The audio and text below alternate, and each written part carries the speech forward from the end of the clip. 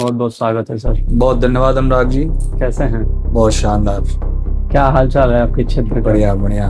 पथरदेवा विधानसभा बहुत खूबसूरत विधानसभा है। जी, हमारे पथरदेवा विधानसभा ने बहुत बड़े बड़े मंत्री दिए हैं और बड़े बड़े मंत्री। हाँ, बहुत अपने जनपद के सारे विधानसभा विधायक देते हैं, लेकिन हमारा विधानसभा मंत्री देता है। तो उस समय नरकट की कलम से हम लोग इमला लिखा करते थे और हमें सिग्नल का इंतजार नहीं है, हमें सरकार चेंज करना है और अपने नेता माननीय राष्ट्रीय अध्यक्ष श्री अखिलेश यादव जी को मुख्यमंत्री बना के उत्तर प्रदेश के भविष्य को संवारने का काम करना की बात की जाती है तो स्थानीय आम जनता में भी बहुत तरह की भावना होती है। कुछ लोगों का ये मानना होता है कि नहीं, मुझे पार्टी को देख के टिकट देना। कुछ लोगों का मानना नहीं, जाति को देख करके देना। कुछ लोगों का मानना होता है नहीं, अच्छे नेता को। तो तमाम तरह की मतभेद होती हैं, तमाम तरह की विचारधाराएं होती हैं। अमूमन होता यह है कि जिसकी संख्या बल ज़्यादा होती है, जिस विचारधारा की, उसका वहाँ सरकार बनता है। लेकिन मौका अगर मिलता है आपको उन युवाओं की आवाज़ बनने, किस प्रकार मदद करेंगे उन युवाओं को? एक युवा है, ये युवा से सवाल है, ये कि युवा का बहुत गहरा प्रश्न है। जी बिल्कुल। देखिए, मैं आपके इस प्रश्न को थोड़ा सा मार्मिक बनाना चाहता हूँ, लेकिन वो पढ़ाई में ठीक रहा हो, बाहर रह के पढ़ा हो और इस नाकाम सरकार की बदौलत अगर जॉब्स नहीं निकले, नौकरी नहीं पाया, उसका जो एज वेरिएशन है 22 साल से 35 साल की, वो इस सरकार ने निगल गया, मैं कहता हूं, तो उसका तो जीवन खत्म हो गया। उसके बाद वो एलिजिबल ही नहीं है कि वो सरकारी गवर्नमेंट जॉब्स के लिए अप्लाई कर सके। उसके बाद सीएससी का ये हाल है, वहां न डॉक्टर है ना मरीजों के लिए कोई व्यवस्था। जब डॉक्टर ही नहीं है तो मरीजों की व्यवस्था कहां से होगी? कई जगहों पे तो पेपरों में भी निकला था, 1 महीने पहले की बात है, कि नाग फन निकाले हुए बैठा हुआ था और संजोग से मैं उस क्षेत्र से गुजर रहा हूं। बताना चाहूंगा, कई ऐसी महिलाएं हैं जो लड़ती दिखती हैं। किससे? इस सरकार ने एक समूह का निर्माण किया है, आपने नाम सुना, स्वयं सहायता समूह। उस तरीके का एक ऐसी विडंबना इन्होंने लाके हमारे गरीब महिलाओं को इन्होंने ऐसे ठगने का काम किया है। और निश्चित रूप से इस पॉडकास्ट के माध्यम से मैं चेतावनी देना चाहता हूं उस समूह के उन लोगों को, ये कहना चाहता हूं कि जो सरकारी मुजालिम बन के काम करने का प्रयास कर रहे हैं और जो सरकार के लिए अपना काम कर रहे हैं, वो भी किसी के बेटे हैं, वो भी किसी के परिवार से आते हैं। तो इस तरीके से जो आप काम कर रहे हैं, समूह की महिलाओं के साथ अभद्रता कर रहे हैं, उसको त्वरित बंद करिए, त्वरित बंद करने का काम करिए। जय हिंद। आप देख रहे हैं अनुराग पॉइंट्स। आज हमारे बीच एक ऐसी शख्सियत मौजूद हैं जिन्होंने सत्ता की जवाबदेही को तय किया है। पथरदेवा विधानसभा से प्रबल दावेदार हैं। हमारे बीच डॉक्टर विवेक सिंह पटेल जी मौजूद हैं। इनके राजनीतिक जीवन की चर्चा करेंगे, इनके व्यक्तिगत जीवन की चर्चा करेंगे, तमाम सवाल करेंगे जो तीखे सवाल होंगे, जन मुद्दों से रिलेटेड होंगे। तो आइए बिना किसी देरी के डायरेक्ट सवाल जवाब करते हैं। बहुत बहुत स्वागत है सर। बहुत धन्यवाद अनुराग जी। कैसे हैं? बहुत शानदार। क्या हाल चाल है आपके क्षेत्र का? बढ़िया बढ़िया। पथरदेवा विधानसभा बहुत खूबसूरत विधानसभा है। जी, हमारे पथरदेवा विधानसभा ने बहुत बड़े बड़े मंत्री दिए हैं और बड़े बड़े मंत्री। हाँ, बहुत अपने जनपद के सारे विधानसभा विधायक देते हैं, लेकिन हमारा विधानसभा मंत्री देता है। मेरा सौभाग्य है कि मैं उस पथरदेवा विधानसभा से आता हूँ। तमाम सवाल होंगे हमारे बीच और जैसे कि मैं शुरू से क्वेश्चन करता हूँ, यानी एक व्यक्ति को अगर मैं पॉडकास्ट में बुलाता हूँ तो उस व्यक्ति की व्यक्तिगत जीवन से लेकर भविष्य की योजनाओं तक मैं बात करता हूँ। Sure sir, sure, no problem. जब आप 10 वर्ष के थे, छोटे थे, यानी उससे नीचे जाया जाएगा तो आपकी होश नहीं होगी, समझ नहीं होगी, लेकिन समझ 10 वर्ष के बाद ही अमूमन आती है जी। तो 10 वर्ष के जब थे तो किस तरह की सोच थी आपकी? क्या राजनीति चुने? अमूमन 10 वर्ष की उम्र में, चूंकि प्राथमिक विद्यालय बंजरिया में हम लोगों ने पढ़ाई किया, तो अपने गांव के मिट्टी से जुड़ के रहने का मौका मिला। और मेरा परिवार चूंकि पूरे तरीके से शैक्षणिक रूप से था, मेरी माता जी वहाँ एज अध्यापक थी उस विद्यालय में, तो एक संस्कार के साथ साथ उस मिट्टी से जुड़ने का मौका मिला और एक जिज्ञासा थी। और उसी दौरान क्रिकेट की शुरुआत, और जो बच्चों में जिज्ञासा होती है कि मैं ये बनूंगा वो बनूंगा, तो ज़्यादातर मेरा फोकस क्रिकेट की तरफ था कि बड़ा होकर मैं बड़ा क्रिकेटर बनूंगा।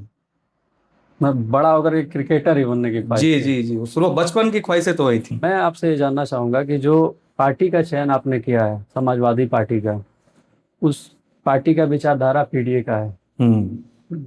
जमीनी बात की जाए, धरातलीय समीकरण की बात की जाए, तो पीडीए का नारा है पिछड़ा, दलित, अल्पसंख्यक। कुछ लोग मानते हैं पीड़ित, दुखित, अपमानित। मगर वास्तविक रूप से चूंकि आप एक युवा हैं और जो समीकरण है ना विधानसभा की, तो युवाओं के फेवर में मुझे दिख रही है, आपके, खासकर आपके पार्टी की बात कर रहे थे। देखिए, भारत की पूर्ण जनसंख्या में लगभग 60% से ऊपर की जनसंख्या युवाओं की है। और पिछली सरकार, जो सरकारें चल रही हैं, इन सरकारों में आप देख रहे होंगे कि नौजवान सबसे ज्यादा परेशान है। हमारा भारत कृषि प्रधान देश कहा जाता है और उसके बाद से युवा प्रधान देश कहा जाता है। युवाओं की संख्या जिस देश में 60% से ऊपर हो, आप समझ सकते हैं कि वहां पे किस तरीके की एनर्जी होगी, किस तरीके की क्रांतिकारी लोग होंगे। तो निश्चित रूप से राष्ट्रीय अध्यक्ष जी का मानना है कि वो यूथ की तरफ अपनी फोकस करें और यूथ को आगे लेकर आए, क्योंकि मेरा मानना यह है कि अगर 60% की आबादी युवाओं की है तो प्रतिभा भी युवाओं में ही होगा, मैक्सिमम प्रतिभा। और जब एक युवा बात करेगा तो 60% की आबादी की बात आसानी से कर लेगा। एक सीनियर सिटीजन बहुत ज्यादा यूथ की चीजों को कोरिलेट नहीं कर सकता है। पहले के राजनीतिक सिस्टम में और अब में बहुत फर्क आ गया है। जैसे इस प्रश्न को हम आगे स्किप करना चाहेंगे, आगे करूंगा, इस पर बात चर्चा करूंगा, लेकिन मैंने एक प्रश्न किया था आपसे कि बचपन 10 वर्ष के जब आप थे तो सोच क्या थी आपकी, यानी राजनीति में जाने का या फिर जो क्रिकेट का आपने जिक्र किया, क्रिकेट का, तो वो टर्न कौन सा आया आपके जीवन में, कौन सी वो दौर आया कि जहां से आपने राजनीति का शुरुआत कर दिया? देखिए, मुझे खेल बहुत पसंद था और जैसे ही हम लोग इलाहाबाद में क्लास 9th की पढ़ाई करने के लिए मैं गया, उसमें इलाहाबाद क्रिकेट एसोसिएशन से खेलता भी था। और जब भी गांव आने का मौका मिलता था तो कोई ना कोई ऐसे ही हम लोग प्रतियोगिताएं कराते थे जिससे यूथ को कोरिलेट कर सके। जैसे मैंने बीपीएल के नाम से बंजरिया प्रीमियर लीग कराया था, बहुत बड़े लेवल पे, समझिए प्रादेशिक लेवल का क्रिकेट हमने कराया था बंजरिया ग्राम सभा में। उसके बाद से हम लोगों ने मैराथन की शुरुआत करी थी। उस मैराथन में सुकन्या मल का आपने नाम सुना होगा। बिल्कुल, सुकन्या मल उसमें उस दौड़ में शामिल हुई थी और इंटरनेशनल प्लेयर वेस्ट इंडीज और ऑस्ट्रेलिया के प्लेयर दौड़ने के लिए आए थे उस खेल में। तो हमारा शुरू से ही खेल के प्रति बहुत ज्यादा आकर्षण रहा है। और हमने खेल की शुरुआत के दौरान ही जब मैराथन में करा रहा था तो संजोग ऐसा बना था कि उस मैराथन में वर्तमान विधायक माननीय शाकिर अली साहब थे। तो वहाँ के स्थानीय लोगों ने कहा कि वर्तमान विधायक को एज ए गेस्ट बुलाया जाए। एज ए गेस्ट उस समय माननीय शाकिर अली साहब को बुलाया गया और मैं, जैसे आप इस समय एंकरिंग के लिए बैठे हैं, उस समय मैं संचालन कर रहा था, पूरे मंच का पूरा भार हम ही को था, कमेंट्री मैं ही कर रहा था। तो मेरी कुछ चीज़ें उनको अच्छी लगी और वहीं से संपर्क हुआ। हम उनको राजनीतिक गुरु भी कहते हैं। हमारे शाकिर अली साहब जो इस समय नहीं है इस दुनिया में। तो ये मैच की कमेंट्री से लेकर राजनीति में आने तक का यही वजह रही आपकी? हाँ जी, टर्निंग पॉइंट तो वहीं से आप आइडल मान करके, यानी आपने आइडल ऐसे नहीं माना मैंने। जैसे उनसे संपर्क हुआ, उनसे बातें हुई, उनकी विचारधारा मेरे को ठीक लगी। और चूंकि मैं राजनीतिक परिवार से भी जुड़ा था तो हालांकि पॉलिटिक्स का कोई बहुत मन नहीं था मेरा। दिल्ली में ज़्यादा रहना हुआ, उसके बाद से आगे की पढ़ाई मैंने दिल्ली में किया और वहाँ ही स्थापित रहा मैं। लेकिन किसी कारणवश जब हम लोग गांव की तरफ मूव किए और जब गांव पे रहना शुरू किया मैंने, और जब अपने विधानसभा का टेम्परामेंट मैंने देखा तो मुझे, और उसी दौरान शाकिर अली साहब से मुलाकात भी हुई, तो उनको विचारधारा से और माननीय राष्ट्रीय अध्यक्ष जी के विजनरी सोच से मैं प्रभावित होकर राजनीति में स्टार्ट किया। चलिए ठीक है, कुछ बचपन की ऐसी याद जो साझा करना चाहें अपने जीवन की, क्योंकि ये इंटरव्यू नहीं है, एक पॉडकास्ट है तो रैंडम सवाल होंगे। तो वही रैंडम सवाल है कि बचपन में कोई ऐसी याद जो आपको आती हो आज भी, तो चेहरे पे या तो मुस्कान या फिर कुछ और लाती हो? देखिए, बचपन, चूंकि मैं शिक्षक परिवार से रहा हूँ, मेरा बहुत छोटा परिवार है और माताजी पिताजी शिक्षक थे, मेरे बड़े भाई साहब भाभी जी भी शिक्षक। तो उस बीच में एक नौनिहाल पल रहा था। तो एक जब शिक्षक के घर में आप रहते हैं तो बहुत डिसिप्लिन मेंटेन करना पड़ता है। तो हम लोग घर में तो बहुत डिसिप्लिन मेंटेन करते थे और मैं डिसिप्लिन पड़ी थी कभी, वही मैं बताने जा रहा हूँ। बहुत डिसिप्लिन मेंटेन करने का प्रयास करता था और जिस विद्यालय में पढ़ता था उस विद्यालय में मेरी माताजी पढ़ाती थी। तो एक बार हुआ ऐसा वाकया कि हम लोग उस समय इमला लिखा करते थे, बोला जाता था, जिसको हाँ बोल हाँ टीचर डिक्टेशन बोलता आज की है डेट में कहते और हैं। उसको अब लिखा लिख के, मैंने भी किया, मैंने हाँ, भी लिखा इमला। तो वो बचपन के अंदर नरकट के कलम से लिखा जाता था, नरकट के सही कलम से। जी। भाई साहब ये आप तो मिलेनियंस के दौर के हैं।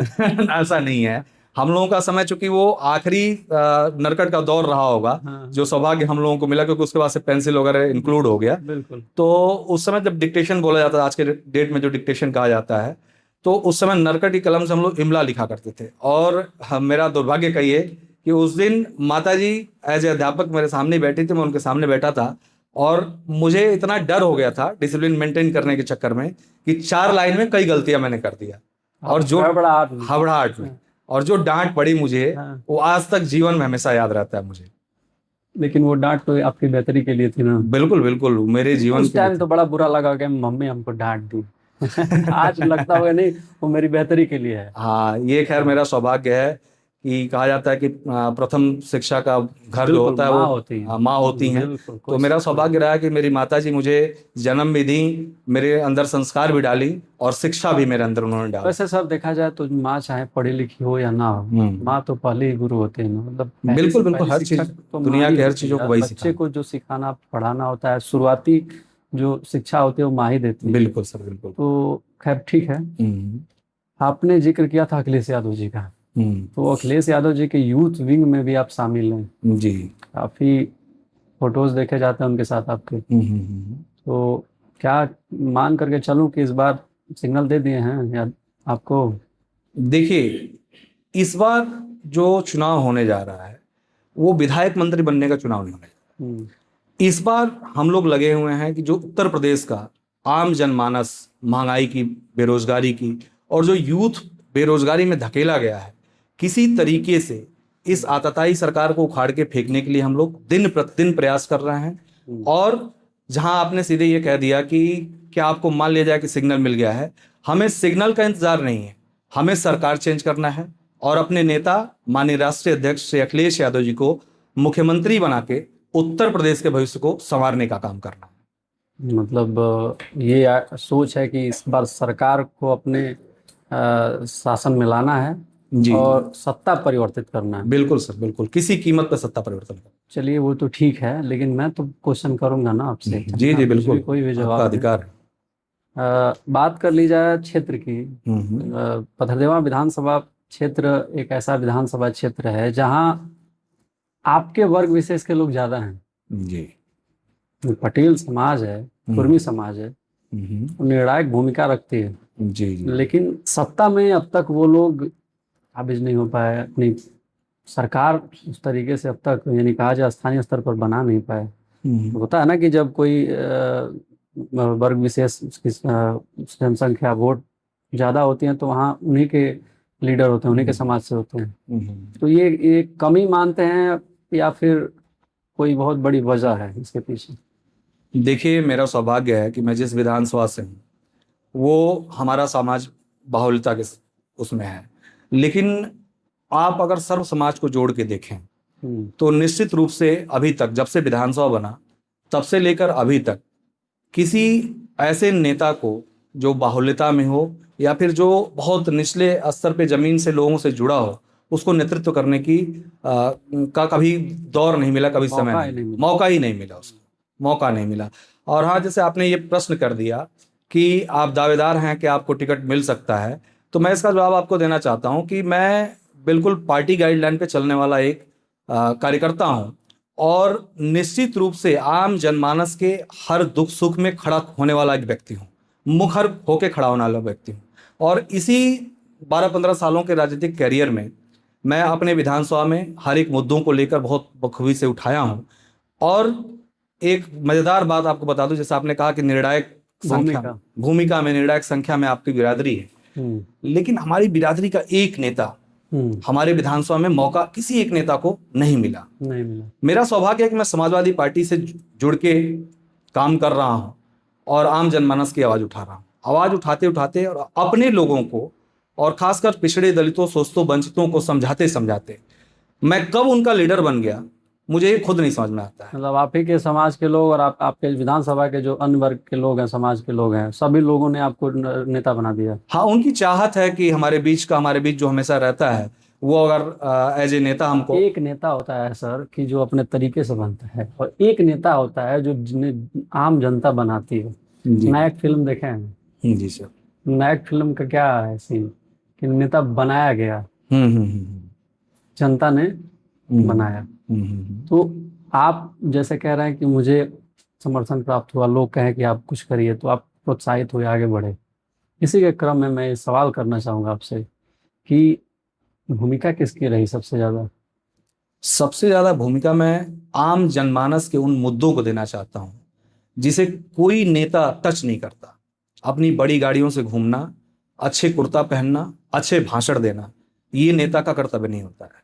नेता का कर्तव्य होता है कि आम जनमानस किस वजह से दुखी है, उस दुख को पकड़ना, एक्चुअल समस्या क्या है, उस समस्या को जाहिर करना, उठाना। जब आप जब किसी व्यक्ति के साथ, किसी अनजान व्यक्ति के दुख में भी अगर आप खड़ा हो जाते हैं तो जीवन भर वो आपका कर्जदार रहता है। जबकि राजनीति एक ऐसा सेक्टर है, मेरा मानना है, कि आप हमेशा अगर दूसरों के दुख सुख में ही शामिल होना है, अपना दुख सुख छोड़ के हमेशा दूसरों की दुख सुख में शामिल होना है। तो वो तो ऐसी परिस्थितियां पैदा करती हैं कि आप किसी के लिए बहुत अभिन्न अंग हो जाते हैं कि आप उसके दुख में खड़े हुए हैं। और आम जनमानस जिस तरीके से प्रताड़ित है, इस समय पीड़ित है, अगर उसकी पीड़ा के साथ आप खड़े होंगे तो निश्चित रूप से आम जनमानस आपको एक नेता के रूप में, अपने चहेता के रूप में मानना शुरू कर देगा। वैसे होता क्या है ना कि जब स्थानीय आम जनता की बात की जाती है जी। तो स्थानीय आम जनता में भी बहुत तरह की भावना होती है। कुछ लोगों का ये मानना होता है कि नहीं, मुझे पार्टी को देख के टिकट देना है। कुछ लोगों का मानना नहीं, जाति को देख करके देना है। कुछ लोगों का मानना होता है नहीं, अच्छे नेता को। तो तमाम तरह की मतभेद होती हैं, तमाम तरह की विचारधाराएं होती हैं। अमूमन होता यह है कि जिसकी संख्या बल ज़्यादा होती है, जिस विचारधारा की, उसका वहाँ सरकार बनता है। लेकिन आपने जो कहा कि जन मुद्दों पर मैं लड़ता हूँ, समस्याओं को मैं दिखाता हूँ, आप विपक्ष में हैं। सत्ता की जवाबदेही तय करना किसका काम है? विपक्ष का काम है, आम जनता का काम है। खासकर मैं ये कहना चाहूँगा कि उन युवाओं का भी काम है, जो युवा पढ़े लिखे हैं, योग्य हैं, उस क्षेत्र की समस्याओं को समझने की ताकत रखते हैं। ये नहीं कि जात धर्म विशेष की बात पर आ करके हम निर्णय लें कि हमारा ये लीडर बेहतर है। आपके क्षेत्र में कौन सा विकास हुआ है, किस तरह का काम हुआ है, ये अगर युवा नहीं तय करेगा तो आने वाले समय में कौन तय करेगा? अभी के टाइम में कौन करेगा? किसको? जो ओल्ड एज में लोग हैं उनको क्या मतलब है भी तो कितनी प्रखरता से आवाज उठा सकते हैं, कितनी सक्षम है धरना प्रदर्शन करने के लिए, कितने सक्षम है वे लोग एक दूसरे की समस्याओं का निदान कराने के लिए, उन्हें अधिकारियों तक जाने के लिए। मजबूरियां हैं। तो युवाओं पर मैं इसलिए कह रहा हूँ कि युवा जो होता है वो एक निर्णायक भूमिका भी रखता है। अगर यूथ कंसीडर कर लें कि हाँ, मुझे इस लीडर को जनप्रतिनिधि बना देना है तो बना देंगे। हम लोग या भारत जो इस समय के राजनीतिक परिवेश से गुजर रहा है, ये समझना चाहिए कि इस भारत को, जैसे हम लोग बचपन से अभी तक पढ़ते आए हैं, आपने भी पढ़ा होगा कि भारत कृषि प्रधान देश बिल्कुल कहा जाता है और है भी। ऐसे कृषि प्रधान देश में रहने के बावजूद 1 से 1.5 साल तक का धरना प्रदर्शन चला था, आपको याद हो तो, दिल्ली में शाहीन बाग किसान आंदोलन, जिसमें 700 किसानों ने अपनी शहादत दी, शहीद हो गए, चले गए। आप सोच के देखिएगा कि एक तरफ हम कृषि प्रधान देश कहते हैं और दूसरे तरफ देश की राजधानी में किसान 1.5 साल से 700 की संख्या में मर जाता है और इस आताताई सरकार के कान तक, जू तक नहीं रेंगता है। उसके बाद मैं तो धन्यवाद देना चाहता हूं, जिसको जनरेशन जेड कहा जा रहा है, इस समय जेन जेड कहा जा रहा है, इन युवाओं को। और मैंने अभी थोड़ी देर पहले कहा कि 60% से ऊपर की आबादी युवा की भारत में निवास कर रही है।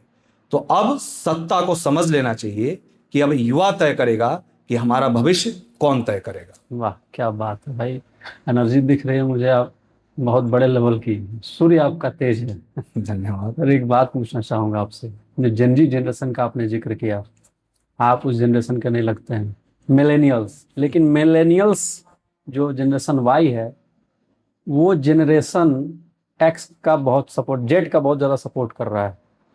मिलेनियल्स फेवर में दिख रहे हैं। तो ये दोनों का जो तालमेल है ना, बहुत बैठ रहा है कि क्रांति लानी है, समाज सुधार करना है, जन मुद्दों पर बात करना है, समस्याओं पर बात करना है। जैसे पेपर लीक जैसी समस्या है भाई, ये तो कोई नहीं कहेगा ना सही सरकार के टर्म में जो हुआ है पेपर लीक या फिर किसी कभी भी हो इस तरह की घटनाएं हो, तो अगर कहीं गलत हो रहा है तो आवाज उठानी चाहिए। ये लोकतांत्रिक अधिकार है और ये फर्ज भी बनता है, युवा उसमें भूमिका अपनी निभाते हैं। मैं आपसे ये पूछना चाहूँगा, अगर मौका अगर मिलता है आपको उन युवाओं की आवाज़ बनने की, किस प्रकार मदद करेंगे उन युवाओं का? एक युवा है, ये युवा से सवाल है, ये कि युवा का बहुत गहरा प्रश्न है। जी बिल्कुल। देखिए, मैं आपके इस प्रश्न को थोड़ा सा मार्मिक बनाना चाहता हूँ। बिल्कुल बनाइए। क्योंकि हम लोग भी उसी दौर से गुजरे हैं और मेरी भी उम्र कोई बहुत ज़्यादा नहीं हुई, मैं 37 ईयर ओल्ड हूँ। आप जैसे कह रहे हैं जेन जेड से आप अलग हैं, ऐसा नहीं है। मैंने भी तैयारियां की हैं। हम लोगों के समय में CPMT की तैयारियां हुआ करती थी। जेन जेड की बात की जाए तो ऐसा नहीं है, एक विचारधारा तो उसी है, वही वाली है ना, इसी जनरेशन। मैं उसी मुद्दे पे आ रहा हूँ, आपको बताना चाह रहा हूँ।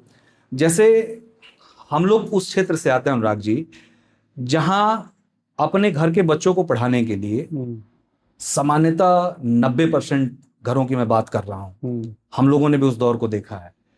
90% घर ऐसे हैं कि अगर अपने बच्चे को CPMT की तैयारी करानी होती थी, चाहे अभी कोई भी तैयारी करानी हो, कोई भी सरकारी जॉब के लिए आप लखनऊ भेजना, गोरखपुर भेजना हो, दिल्ली भेजना हो, तो आज के डेट में भी ये सच्चाई है, आज के डेट में भी कई ऐसे परिवार हैं जिनके घर से जब धान कटता है, बिकता है, गेहूं बिकता है, तब उसकी फीस भरी जाती है। हम उस क्षेत्र से आते हैं और बहुत मुश्किल से वो तैयारी करते हैं बच्चे। परिवार अपना पेट काट कर अपने बच्चे को पढ़ाता है ताकि उसके घर का भविष्य बन सके, उस बच्चे का भविष्य बन सके। मैं आपका ध्यान आकर्षित करना चाहता हूं, एक सरकारी नौकरी पाने के लिए 20 साल से लेके आप 35 ईयर के एज तक आप एलिजिबल रहते हैं। ये सरकार 10-12 सालों से चल रही है। अगर किसी परिवार का बच्चा पढ़ने में बहुत ठीक हो, बहुत तेज रहा हो, मेरिट लिस्ट का बच्चा हो, उसका परिवार गरीब रहा हो, उसके घर पे 2 कट्ठे खेत बिक गया हो, लेकिन वो पढ़ाई में ठीक रहा हो, बाहर रह के पढ़ा हो, और इस नाकाम सरकार की बदौलत अगर जॉब्स नहीं निकले, नौकरी नहीं पाया, उसका जो एज वेरिएशन है 22 साल से 35 साल की, वो इस सरकार ने निगल गया, मैं कहता हूं, तो उसका तो जीवन खत्म हो गया। उसके पास वो एलिजिबल ही नहीं है कि वो सरकारी गवर्नमेंट जॉब्स के लिए अप्लाई कर सके, तो उसकी जवाबदेही कौन तय करेगा? और अब नहीं, कहीं ना कहीं तो बहुत बड़ी विडंबना है, बहुत बड़ी मार्मिक चीज है सर। एज जिस बच्चे का निकल गया, जो बच्चा BEd किया हो, M.Ed किया हो, जो तैयारी किया हो, जो डॉक्टर लेवल की तैयारी किया हो, वो जब घर पे आएगा तो उससे उसका माँ बाप कुदाल नहीं चलवा पाएगा, उसका कलेजा फट जाएगा जब उसका बेटा कुदाल हाथ में लेगा। तो जब एक M.Ed B.Ed लड़का जब कुदाल उठाएगा अपने जीवन यापन के लिए, तो उस माँ बाप का कलेजा फट जाएगा कि हमने अपना जीवन खपा दिया इस व्यक्ति के ऊपर, लेकिन ये कामयाब नहीं हुआ। और उसमें गलती उस बेटे की नहीं है, इस सरकार की है। हर साल 2 करोड़ रोजगार देने की बात मोदी जी ने कहा था, लेकिन देखिए कहां है आज का जनरेशन, कहां है आज का यूथ? उसे अपने हक के लिए, जिसको पढ़ना चाहिए, जिसको कलम और किताबों में होना चाहिए, वो जाके 36 दिनों का प्रदर्शन किया अपने अधिकार के लिए, और मिला क्या? मिला क्या? मैं तो ये सीधे कहूंगा, मिला क्या?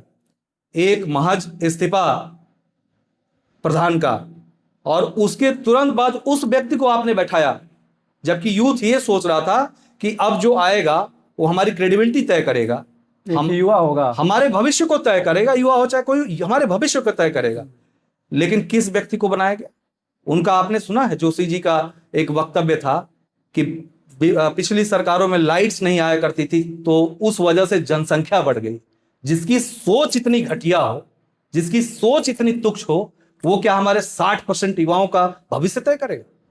ये कहीं ना कहीं भविष्य, ये युवाओं के साथ छलावा है। जैसे कि जोशी जी की आपने जिक्र किया, तो जोशी जी का तो अभी कार्यकाल इस शिक्षा विभाग में हुआ नहीं, इस अभी संचालित किए नहीं शिक्षा विभाग। मेरा कहना अनुराग जी ये है, तो मैं समझ गया आपका सवाल। मेरा कहना ये है कि हम किसी को अगर डिप्लेस करते हैं, उसको हटाते हैं, जैसे मान लीजिए आप किसी गाड़ी से चल रहे हैं, अगर आपको गाड़ी बदलनी हो तो आप उससे बेहतर गाड़ी लेंगे कि खराब गाड़ी लेंगे? उससे बेहतर गाड़ी लेंगे, अपनी व्यवस्था के हिसाब से गाड़ी लेंगे। तो एक शिक्षा मंत्रालय जिसके हाथ में था, उस व्यक्ति की जो क्रेडिबिलिटी थी, उससे बेहतर व्यक्ति को आपको चूज करना चाहिए। महज 1 महीने इतना बेतुका बयान करने वाले व्यक्ति को आपने शिक्षा मंत्री बना दिया। क्या आपके पूरे पार्टी में कोई ऐसा व्यक्ति नहीं दिखा जो आपका कहना है कि वैसे चेहरे को लाना चाहिए जो न्यूट्रल विचारधारा रखता हो? जो आप आरोप लगा रहे हैं कि उनका कहना था कि लाइट नहीं आती थी तो जनसंख्या बढ़ गया। बताइए कितनी तो छोटी सोच है। जैसे आपके कहने का यही तात्पर्य है कि आप वैसे चेहरे को लाते नहीं, सरकार से आप कहना यह है कि आप वैसे चेहरे को लाते जो युवाओं के दर्द को समझ सके। यानी आपका कहना है कि वो दर्द को समझ नहीं सकते हैं, जिसकी उस टाइप के व्यक्ति नहीं है, जिसकी सोच ही इतनी तुच्छ हो, वो यूथ को क्या नहीं है उनसे। मैं छोड़िए ना, आपका ये वीडियो बहुत लोग देखेंगे, बिल्कुल, और कहीं ना कहीं आप भी इस चीज से इत्तेफाक रखते होंगे कि आम घरों में, आम जनमानस में कोई व्यक्ति ऐसा होता है जो ओछापन दिखाता हो, जो ओछापन बोलता हो, जिनकी बातें गलत हों, तो क्या आप उनको किसी प्रतिनिधित्व तो देना पसंद करेंगे? नहीं करेंगे, कोई व्यक्ति नहीं करेगा। तो 1 महीने पहले ही जिस व्यक्ति ने इतना तुच्छ और इतना असंवेदनशील तरीके से वक्तव्य दिया हो, उसको आपने मंत्रालय दिया, इतने बड़ी प्रदर्शन के बाद उसको आपने मंत्रालय दिया। आनन फानन में किया हुआ काम है। निश्चित रूप से इस पे अभी भी सरकार को सोचने की जरूरत है, और मैं धन्यवाद देना चाहता हूं उस 60% युवाओं को, मैं भी उसी वर्ग से आता हूं, कि अपने हक की लड़ाई लड़ना उन्होंने शुरू किया है, और ये क्रांति शुरू हुई है, ये परिवर्तन तक जाएगी। अच्छा, इसी क्रांति का आप जहाँ जो बात आ रही है, जिक्र कर रहे हैं, तो इस क्रांति में अभी देखे गए हैं ना कि तमाम जो यूथ हैं वो सरकार को गाली दे रहे हैं, नरेंद्र मोदी जी के माता जी को गाली दे रहे हैं। तो ये किस हद तक से? ठीक है, प्रोटेस्ट करना अच्छी बात है, मैं मानता हूँ। इस तरीके से असंवेदनशील होकर के प्रोटेस्ट नहीं करना चाहिए। जो असल छात्र हैं उनका तो कोई आवाज़ ही नहीं बना, उनकी आवाज़ पहुंची ही नहीं। उनके फेवर में वे लोग भी थे, सारे लोग थे। पेपर लीक जैसी घटना को कोई स्वीकार नहीं करने वाला। तो आप जरा सोचिए कि वो जो नरेंद्र मोदी जी की माता जी को गाली दे रहे लोग, वे लोग कौन हैं? क्या उनके लिए आपकी क्या विचारधारा है? देखिए, ये कहीं से सही नहीं है। सरकार में कोई बैठा हो, उसका अपना व्यक्तिगत जीवन है। अगर वो आपके हित में काम नहीं कर पा रहा है तो आपको अधिकार है वोट देने का। हर 5 साल में बाबा साहब ने एक अधिकार दिया है कि आप वोट देके परिवर्तन कर सकते हैं। आपको कोई नहीं पसंद है तो आप उसको परिवर्तित कर दीजिए। गाली देने का अधिकार किसी को नहीं, और ये निंदनीय है, ये बहुत निंदनीय है। ये कहीं से मैं उसका समर्थन नहीं करता हूं, क्योंकि यूथ तो अपने भविष्य के लिए लड़ रहा है, वो इन चीजों में कहां पढ़ने जाएगा। अभिजीत दीपके के बगल में थे एक कॉमेडियन, उन्होंने कहा था कि सीता के पति का नाम ले लेकर के गीता के पति को बढ़ा रहे हैं, तो अभिजीत दीपके हंसे थे। ठीक है, उनका मुद्दा था, अपने नीट पेपर लीक करके लेकर के इस्तीफे की मांग कर रहे थे, धरना प्रदर्शन कर रहे थे। ठीक है, उन्होंने काफी युवाओं को यह भी कहा है कि नहीं भाई, आप लोग दंगा ही ना करो। माइक से मैं देखा था वीडियो, सारी वीडियोस देखा, बट उस दौरान वो हंसे थे। देखिए सर, अनुराग जी, मेरा मानना है, मेरा व्यक्तिगत विचार है कि राजनीति जो होती है ना, विजनरी होनी चाहिए। किसी पर कटाक्ष करके, किसी को भला बुरा कह के आप राजनीति नहीं कर सकते। और राजनीति में जब सदन में लोग पहुंचते हैं तो सदन से वो जवाबदेही तय करनी रहती है और उन युवाओं के भविष्य तय करनी रहती है। तो इसमें कहीं कटाक्ष करके नहीं, मैंने अभी कहा ना कि हर 5 साल पे एक बार मौका मिलता है, चाहे वो यूथ हो, चाहे कोई विपक्ष का बड़ा नेता हो या विपक्ष का कोई नेता हो, या पक्ष का ही कोई नेता क्यों ना हो, किसी के ऊपर भी व्यक्तिगत टिप्पणी करने का अधिकार किसी को नहीं है, और मैं बिल्कुल इसका समर्थन नहीं करता। लेकिन व्यक्तिगत रूप से टिप्पणी करना कहीं से भी गलत है। लोकतांत्रिक हित में जिस तरीके से प्रोटेस्ट किए जा सकते, जिस क्राइटेरियाज को फॉलो करके, सबको अधिकार है करने का। सब बिल्कुल बिल्कुल बिल्कुल। आगे बढ़ते हैं सर। जी सर, चर्चा करेंगे क्षेत्र पर, क्योंकि हम लोग क्षेत्र की बात करने के लिए तो क्षेत्र की कौन कौन सी समस्या नजर रखे हैं, मतलब मुद्दे नजर रखे हुए हैं आप अपने क्षेत्र की समस्याओं को, तो कौन कौन से हैं आपके नजर में? देखिए, हमारा बचपन ही इस विधानसभा से शुरुआत हुआ मेरा। मैंने राजनीति को बहुत करीब से देखा है, और मैंने अभी थोड़ी देर पहले आपसे कहा था कि हमारा विधानसभा, जनपद में हमारा एक विधानसभा है जो मंत्री देता है। बाकी विधानसभा विधायक देते हैं, हमारा विधानसभा मंत्री देता है। ये हमारे विधानसभा का सौभाग्य है। लेकिन ये भी कहना चाहूंगा बहुत अफसोस के साथ कि वर्तमान सरकार में एज ए कृषि मंत्री बड़े लीडर होने के बावजूद भी ये हमारे विधानसभा का दुर्भाग्य कहिए या उस नेता के विजन को मैं समझ नहीं पाया कि आप एक कृषि मंत्री होते हुए जब आप एक कृषि विश्वविद्यालय का निर्माण कर रहे हैं, एक मौका मिलता है सर किसी नेता को अपने विधानसभा में जहां जीवन खपा दिया हो, जहां राजनीति खपा दिया हो अपना, उसकी सेवा करने का मौका मिलता है, सुनहरा कहते हैं ना गोल्डन चांस होता है। उस गोल्डन चांस को माननीय कृषि मंत्री जी ने खोया और मुझे तो समझ में नहीं आता उनके विजन का कि कृषि विश्वविद्यालय को उठा के बगल के जनपद कुशीनगर में ले जाके दे दिया। ये मुझे कहीं से भी अपने विधानसभा के लिए ठीक नहीं लगता है। और कहीं ना कहीं विधानसभा से हम लोग मंत्री तो पूरे प्रदेश के हैं ना। हाँ देखिए, मंत्री पूरे प्रदेश के हैं, पूरे प्रदेश के, नो डाउट पूरे प्रदेश के हैं, पूरे प्रदेश को उनको जो देना होते हैं। लेकिन मैं चूजी होके उस विधानसभा क्षेत्र की आवाज आपसे बता रहा हूं। जब हम लोगों के बीच में बैठते हैं तो ये आम जनमानस की आवाज, ऐसा नहीं कि विपक्ष के होने के नाते मैं आरोप लगा रहा हूं, मैं लोगों के जनभावना को समझने का प्रयास कर रहा हूं। और मैं ये आपसे वादा करके जा रहा हूं कि अगर भविष्य में मुझे कभी मौका मिला तो ये शिकायत, चाहे मैं छोटा नेता रहूं या बड़ा नेता रहूं, कुछ बनूं ना बनूं, लेकिन अगर मुझे मौका मिले तो मैं सबसे पहले अपने विधानसभा को चमकाने का काम करूंगा। और ये बहुत बड़ा मौका था। कौन कौन सा विजन रखे हैं, क्या क्या सोच रखे हैं कि विधानसभा में जैसे अगर मौका मिलता है, वैसे प्रयासरत हैं, यूथ हैं जी सर, और इस तरीके की आपकी सोच है, पढ़े लिखे हैं जी, आज नहीं तो कल तो मौका मिलेगा ही। बिल्कुल बिल्कुल। तो मौका अगर मिलता है सर तो क्या क्या करेंगे? देखिए, हमारा विधानसभा क्षेत्र हमेशा से मैंने कहा कि मंत्री पैदा किया है, मंत्री दिया है, लेकिन तो मंत्री बनने की ख्वाहिश है क्या सर? नहीं सर, बात मंत्री बनने का ख्वाहिश का नहीं है, लेकिन इसके उसमें मंत्रियों ने हमारे क्षेत्र को क्या दिया है ये मुख्य रूप से मायने रखता है।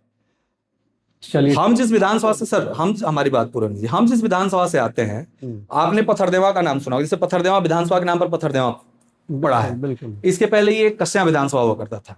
तो हम लोग जिस विधानसभा से आते हैं, आपको सुन के आश्चर्य होगा कि उसी पथरदेवा मार्केट से कई सारी ऐसी बच्चियां, ठीक, फुटबॉल के क्षेत्र में कई सारे ऐसे बच्चे क्रिकेट के क्षेत्र में नेशनल प्लेयर रहे, दौड़ के क्षेत्र में, मैराथन के क्षेत्र में इंटरनेशनल धावक हमारे वहां पथरदेवा विधानसभा से पैदा होते हैं।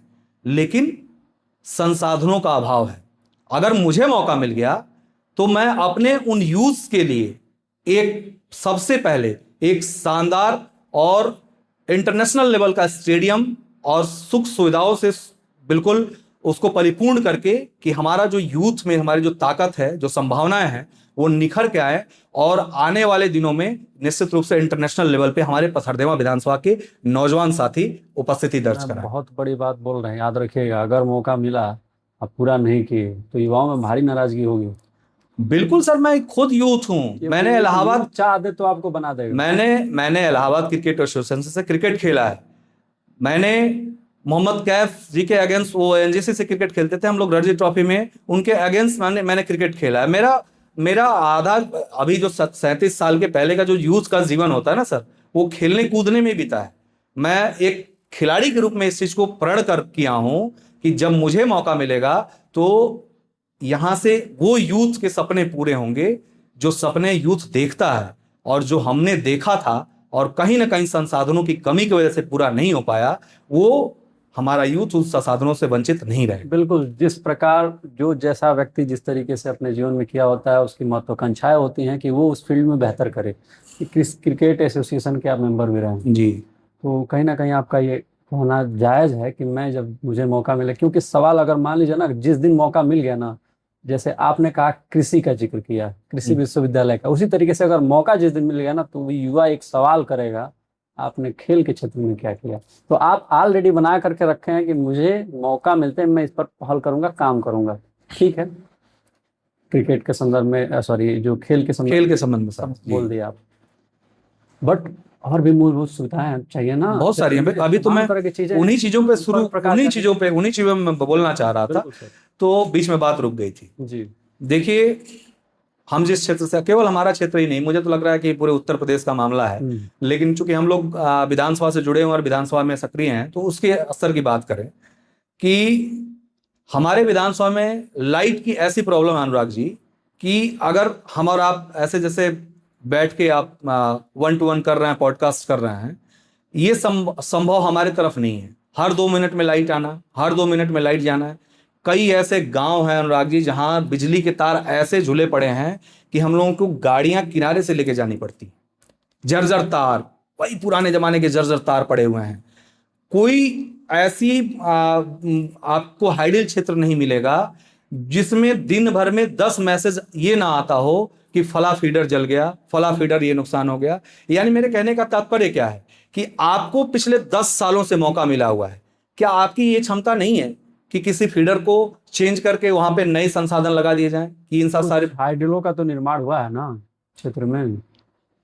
किसी को कोई एक हाइडल क्षेत्र का निर्माण बताइए पुराने सरकारों में। पूछ रहा हूँ। नहीं बिल्कुल नहीं हुआ, नहीं बिल्कुल नहीं हुआ है। देखिए, मैं अभी पिछले कुछ लगभग 1 साल पिछली गर्मी की बात बता रहा हूं। मैं बहुत ज्यादा लाइट की समस्याएं होने लगी, तो आम जनमानस आके कई बार इन चीजों पे कहने लगा कि विवेक जी देखिए आप विपक्ष में हैं और हम लोग जानते हैं कि ये संभव नहीं है कि आपके बहुत करने से बहुत कुछ बदलाव हो जाए, लेकिन क्या आप एक प्रयास कर सकते हैं क्या? मैंने कहा बिल्कुल। और आम जनमानस को लेके मैंने बिजली के मुद्दे पे प्रदर्शन किया और बिजली के मुद्दे पर हम तरकुलवा हाइडल घेरने का काम किए थे। देखिए, मैं बहुत दृढ़ संकल्पित इंसान। मैंने जब व्यवस्था बनाई और जब मैं तरकुलवा हाइडल क्षेत्र में बैठा तो उसकी क्षमता काफी कम थी, 5 kVA की थी, कुछ ऐसा होता है, तो उसका काफी कम क्षमता था। जब मैं प्रदर्शन में बैठा तो एक तरीके से कहिए कि 2 से 3 घंटे बाद बारिश शुरू हुआ और आम जनमानस ये समझने लगा कि अब हमारा नेता कमजोर पड़ जाएगा। और जो सत्ता पक्ष के लोग थे उन्होंने काफी तरीके की तुरंत सोशल मीडिया पे कमेंटबाजी शुरू कर दी। मैंने अपने लोगों से कहा कि अगर आपकी जनभावना को लेके, आपके जनमुद्दे को लेके डॉक्टर विवेक सिंह पटेल अगर यहाँ बैठे हैं, तो जब तक कोई जवाब देने वाला यहाँ नहीं उपस्थित हो जाता है, इसकी जवाबदेही कोई तय नहीं करता है, तब तक ये उठने वाले नहीं है। और पीछे नहीं हटूंगा। और मैं नहीं हटा। जोरदार मूसलाधार बारिश होती रही। वर्तमान जिलाधिकारी महोदया का फोन आया, उन्होंने कहा कि आप आके यहाँ ज्ञापन दे दीजिए, आपकी बात सुन ली जाएगी। मैंने कहा कि मैं जहां बैठा हूं वहीं बैठा रहूंगा। आपको 1 दिन में मौका मिले, 2 दिन में मौका मिले, 2 महीने में मौका मिले, आपको जवाबदेही तय करने के लिए किसी न किसी को भेजना पड़ेगा। और उन्होंने शाम के 7 बजे भरी बारिश में अपने अधिकारियों को भेजा। और आपको ये ताजुब होगा, मैं आम जनमानस के मुद्दे को लेके ये बात कह रहा हूं कि जैसे ही वो धरना प्रदर्शन खत्म हुआ, संपन्न हुआ, उसके दूसरे दिन इस उत्तर प्रदेश के कद्दावर मंत्री, जिन्होंने कभी उस रास्ते से गुजरते हुए हाइडल की तरफ नहीं देखा होगा कि इस हाइडल की बिल्डिंग किस स्थिति में है, लेकिन अगले दिन पहुंच के और वहां के आला अधिकारियों को उन्होंने बहुत टाइट किया। यानी उसके पहले उस तरफ उनका ध्यान आकर्षित नहीं था। मैं उन मुद्दों में शामिल हुए, उस धरना प्रदर्शन में शामिल हुए सभी लोगों को धन्यवाद अभी भी देना चाहता हूं कि हम लोगों ने एक मुद्दा, जो जरूरी मुद्दा था, वो रखा और उस मुद्दे पर काम हुआ। और महज 15 से 20 दिनों में जो 5 एम्पियर का वो था, वो बदल के 25 में कन्वर्ट हुआ और वहां एक काम हुआ।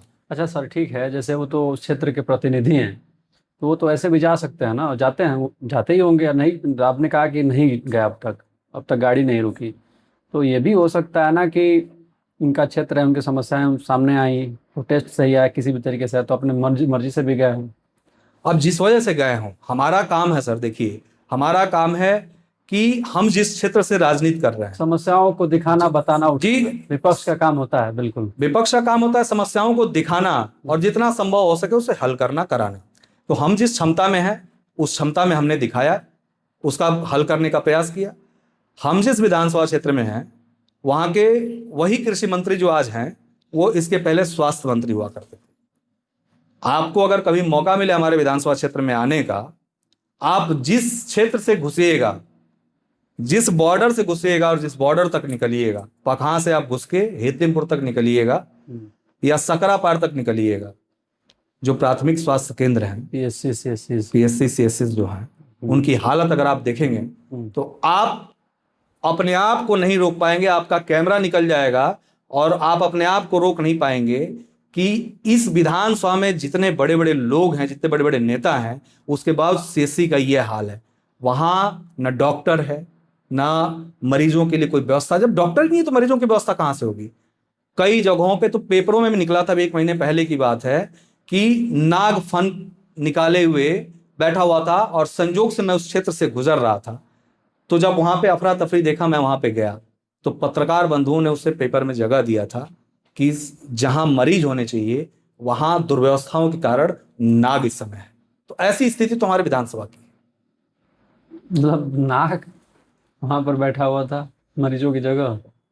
इसका मतलब ये हुआ कि वहां इतने जंगल झाड़ियां हो चुकी हैं, इतनी दुर्व्यवस्थाएं हैं, न डॉक्टर है, न इलाज के लिए कोई सुविधा है, तो वहां क्या बैठेगा? जहां आप किसी चीज को छोड़ दीजिए, जंगल झाड़ी हो जाएगा तो निश्चित रूप से वो एक तरीके से गांव में कहा जाए ना, भूतखाना हो जाएगा। सारे सीएससी पीएससी भूतखाना बने बैठे हैं। उसका फुटेज उपलब्ध कराएंगे? बिल्कुल सर, हम आपको दे देंगे फुटेज। ठीक है, ये रील कटेगा तो उसमें प्ले होगा। आप एक कट मत करिएगा। मैं उस मिजाज का व्यक्ति हूं, कि अगर मैंने प्रण कर लिया कि अपने विधानसभा क्षेत्र या फिर अपने यूथ के लिए या अपने जन समस्या मुद्दों को लेके अगर मुझे आवाज उठानी है तो उसके लिए सर कलम हो जाए। तभी भी जो जन समस्याएं, जिन मुद्दों को लेके मैं उठाऊं, उन मुद्दों को मैं बोलता ही रहूंगा। अच्छा सर, ठीक है, मैं मानता हूं कि तमाम समस्याएं हैं, तो धरातल पर विकास, सरकार कहती है कि रोड बहुत चौड़ीकरण हुए हैं, बहुत सारे एक्सप्रेसवे बने हैं। पथरदेवा का देखिए, मार्केट वाला रोड चौड़ा हो गया है, शानदार आवागमन की सुविधाएं होंगी। सरकार ये दावे करती रहती है विधानसभा में ही नहीं, पूरे उत्तर प्रदेश में, कि हमने रोड के मामले में, हमने बाकी जन मुद्दों से जो जन समस्याओं, जो आम मूलभूत सुविधाएं, उनकी बढ़ोतरी की है। तो जो कमियां आप गिनवा रहे हैं, वो कमियां आपकी अपनी एक विजन है कि ये चीज़ें हैं, ऐसे इसलिए सुधार होनी चाहिए। अगर आपको अवसर मिलता है, जैसे अवसर की मैं इसलिए कह रहा हूँ क्योंकि आप प्रयासरत हैं जी, आप पार्टी के अच्छे लीडर हैं। अच्छे लीडर का मतलब समस्या को उठा रहे तो भाई अच्छा ही लीडर है ना क्षेत्र के लिए। जी, तो क्षेत्र के हिसाब से मैं बात कर रहा हूँ, योग्य उम्मीदवार हैं, तो उस योग्य उम्मीदवार को आपकी पार्टी, राष्ट्रीय अध्यक्ष जी, आपके पार्टी का नेतृत्व तो ये तय करता है कि डॉक्टर विवेक सिंह पटेल को इस बार उम्मीदवार घोषित करना है ये पथरदेवा विधानसभा से, और जनता आपको मैंडेट दे देती है। उम्मीदवार बन के आते हैं और आप यहाँ से विधानसभा में विधायक बन के विधानसभा चले जाते हैं। तो जितनी समस्याओं को आप जो गिनवा रहे हैं, उस समस्याओं का निदान करेंगे। देखिए, लगातार 10 सालों से विपक्ष में रह के, क्योंकि सर रोकना चाहूंगा इसलिए ना। हाँ जी सर, बताएं। बोलना अलग विषय, करना अलग विषय। मैं वही चाहता हूं कि आप उस पर जवाब दें। जी अनुराग जी, बिल्कुल। मैं आपको बताना चाहूंगा, पिछले 10 सालों से विपक्ष में रहने का जो मौका मिला, आपने कहा ना कि इस वर्तमान सरकार में सड़कें चमचमाती हुई दिख रही हैं। आज भी मैं कहा नहीं, मैं उसी बात को, आम जनता के मुद्दों उसी बात को मैं आपसे बताने जा रहा हूं कि आम जनमानस या फिर पूरा उत्तर प्रदेश का, पूरे उत्तर प्रदेश का, अभी हम लोग उत्तर प्रदेश की राजनीति पे बात कर रहे हैं तो मैं उसकी बात कर लूं। पूरे उत्तर प्रदेश का 80% जनसंख्या गांव में बसता है ना। और इन 10 सालों में अपने विधानसभा का एक एक गली, रास्ता नहीं, एक एक गली से मैं वाकिफ हूं। और जैसे ही आप मेन रोड छोड़ते हैं, केवल अपने विधानसभा की बात नहीं कर रहा हूं, पूरे उत्तर प्रदेश की बात कर रहा हूं, जैसे ही गांव में की गलियों में जाते हैं, अगर आपने गाड़ी धुलवाई है तो वो कीचड़ से भर जाता है। पुनः जब आप मेन रोड पकड़ते हैं तो भले आपकी गाड़ी रफ्तार भर रही हो, लेकिन ये बता देता है कि किसी न किसी गांव के गली से होके गुजरा है। आज भी गांव की गलियां उपेक्षित हैं, उन नेताओं की निगाहों से वंचित हैं कि मेरे ऊपर भी कुछ कालिक पुत जाए और हम भी कुछ खूबसूरत दिखने शुरू हो जाए। तो जो दिखावा हो रहा है सर ना, आपके बड़े गहरे देखिए, जो दिखावा हो रहा है ना इस सरकार पे, कि सारे पूरे उत्तर प्रदेश में जितनी मेन सड़कें हैं उनको रंग पोत के चमचमाती हुई कर दी जाए, और जो गांव में सच्ची तरीके से जो उत्तर प्रदेश की आबादी बसती है गांव में, वो आज भी उपेक्षित महसूस कर रही है। और आप बात कर रहे हैं सड़कों का, आए दिन देख लीजिए, आए दिन 3 महीने होने के बाद से कहीं सड़कें धंस जा रही हैं, कहीं कुछ हो जा रहा है। हम तो बहुत सौभाग्यशाली हैं कि हम उस नेता के पार्टी में हैं, उस राष्ट्रीय अध्यक्ष श्री अखिलेश यादव, जो समाजवादी पार्टी के उस विजनरी नेता के नीचे काम करने का मौका मिला है, जिन्होंने विश्व प्रसिद्ध एक्सप्रेसवे का निर्माण किया है, जो आज भी। अच्छा, आपके पार्टी के लीडर कहते हैं कि वहाँ पे फाइटर जेट उतार दी जाती है। कहते नहीं है सर, ये सच्चाई है। ये फाइटर भी प्लेन सरकार क्लेम करती है कि फाइटर जेट नहीं, हम लोग सिविल पैसेंजर प्लेन उतार देते हैं। उतारे ना, कोई ऐसी एक एक्सप्रेसवे तो बना के दिखाएं। इतना मौका मिला, आम जनमानस ने इतना मौका मिला, लेकिन हुआ क्या? आपने बेरोजगारी में युवाओं को ढकेल दिया, महंगाई में ढकेल दिया। दिया क्या है आपने आम जनमानस को? आम जनमानस को केवल भाषणों में उलझाया जा रहा है, कहीं भी सरकार तो कह रही है अब तक जितनी नियुक्तियां हुई हैं उतनी किसी सरकार में हुई ही नहीं है। बिल्कुल ऐसा नहीं है, कहीं से किताब लिखे गए हैं इस सरकार में उपलब्धियों के। नहीं, ऐसा नहीं है। देखिए, हर सरकार, हर पार्टी जब अपनी सत्ता में रहती है, रिपोर्ट कार्ड सौंपते हैं। हाँ, नहीं, जो हर पार्टियां रहती हैं वो अपने चीजों को गिनाने का प्रयास करती हैं। आप उसमें मत जाइए ना। हम जहां बैठे हैं, हम जहां निवास कर रहे हैं, वहां की बात कर लीजिए। बिल्कुल, कि कितना कुछ हुआ है यहाँ पे, इस क्षेत्र में कितनी सड़कें बन गई हैं। अभी आपने जिक्र किया था कि पथरदेवा से पकहां तक की जो सड़क है वो चमचमा रही है। मैं आपको बताना चाहूंगा कि वो सरकारी समाज वो जो सड़कें थी, वो माननीय कृषि मंत्री जी अपने घर जाने में उनको असुविधा हुआ करता था, तो समाजवादी पार्टी की सरकार ने उस सड़क को चौड़ा करके और एक्सप्रेसवे जैसा दिखने वाला सड़क बनाया था, जिसको रंग लीप के उन्होंने सजाने का काम किया है। वो समाजवादियों का काम है सर। हमारे विधानसभा में आप एक काम पक्ष के लोग नहीं गिना सकते कि उनकी उपलब्धि हो। आप बात करेंगे, मैं जिस विधानसभा क्षेत्र से आता हूं, जिस ब्लॉक से आता हूं सर, जिस ब्लॉक से आता हूं, अब चूंकि याद आ गया, मुझे बताना चाहूंगा कि उस ब्लॉक का ब्लॉक प्रमुख 5 सालों में 4.5 साल गायब रहा। 4.5 साल अपने ब्लॉक प्रमुख का कोई चेहरा तक नहीं देख पाया। ये विडंबना है। और अब वो घूम घूम के विधानसभा के, भाई उनकी ब्लॉक की जिम्मेदारी है ना, ब्लॉक अध्यक्ष है, सॉरी ब्लॉक प्रमुख है, ब्लॉक की जिम्मेदारी है। आप 4.5 साल तक आप ब्लॉक प्रमुख रहते हुए आप अपने सभागार में उपस्थित नहीं होते हैं, और जब समय आता है चुनाव का, तो हमारी भोली भाली जनता को लुभाने के लिए, या यूं कहूं कि बेवकूफ बनाने के लिए, आप कभी किसी के पुछार में, किसी के जेनी में, किसी के मोनी में, आप 4.5 साल पहले तक कहां थे?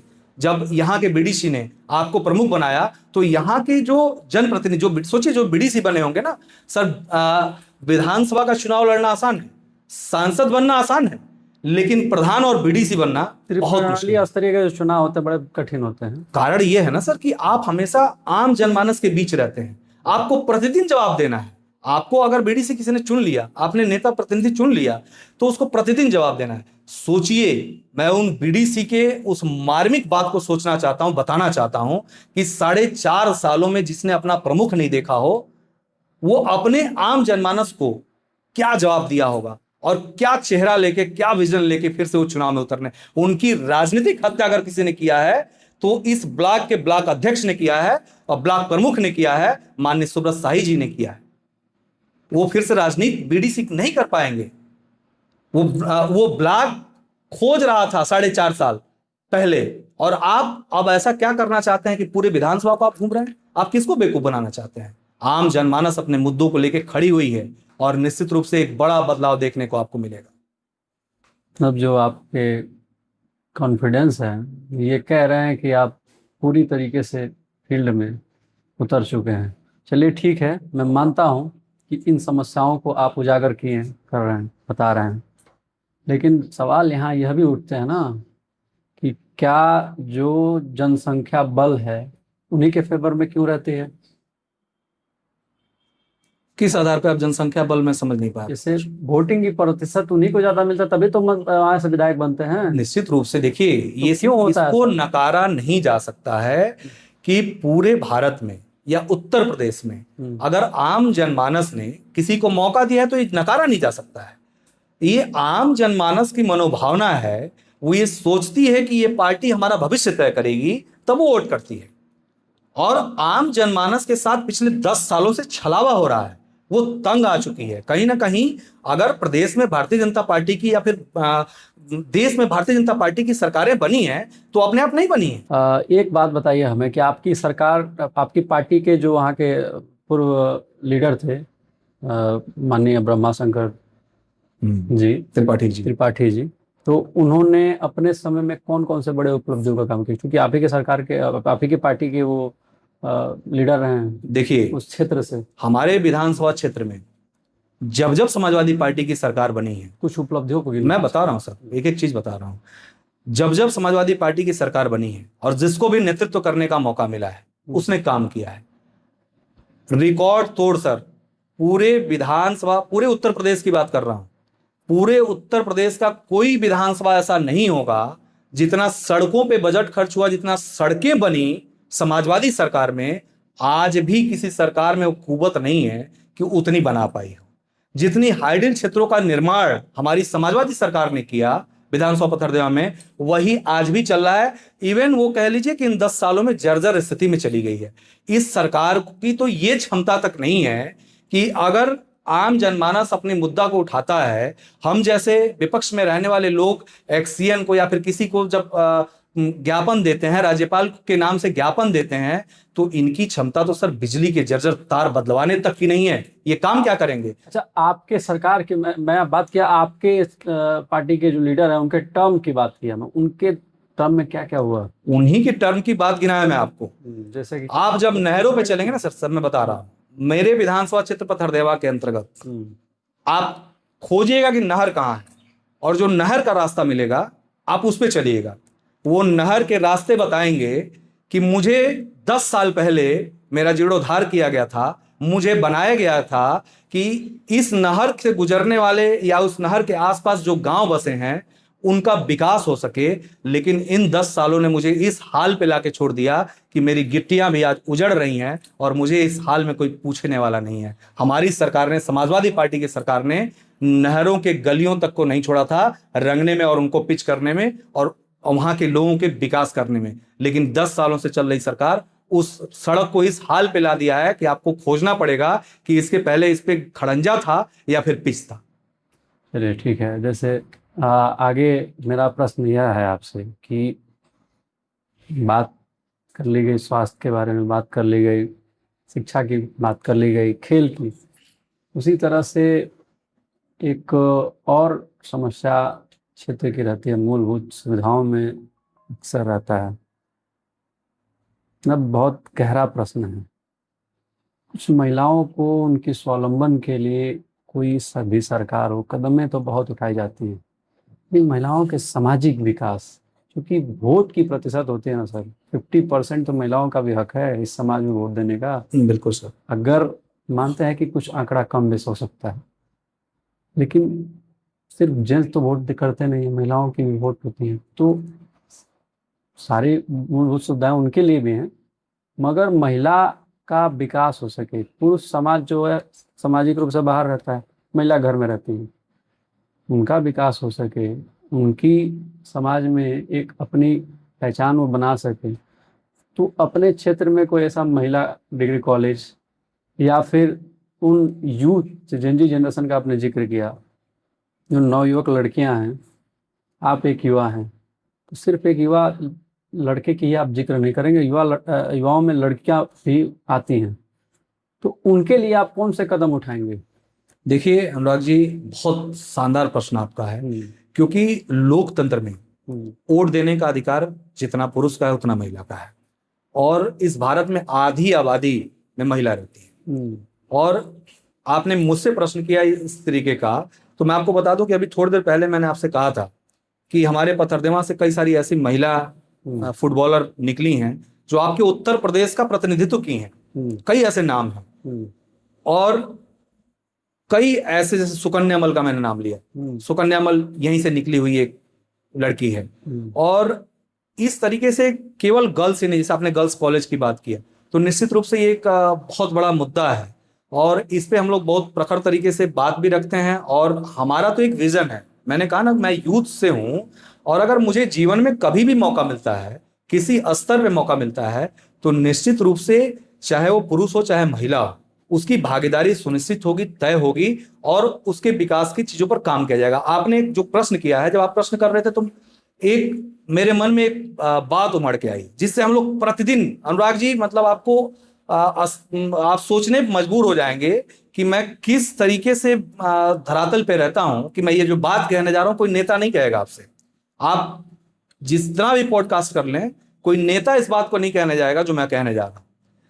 जब हम लोग घूमते हैं तो कई ऐसे परिवारों में जाते हैं जब आम महिलाएं अपने घर में पुरुषों को ये कह के बाहर रखती हैं कि आज अभी बाहर रहिएगा, बचाती हैं। किससे बचाती हैं मैं बताना चाहूंगा। कई ऐसी महिलाएं हैं जो लड़ती दिखती हैं। किससे?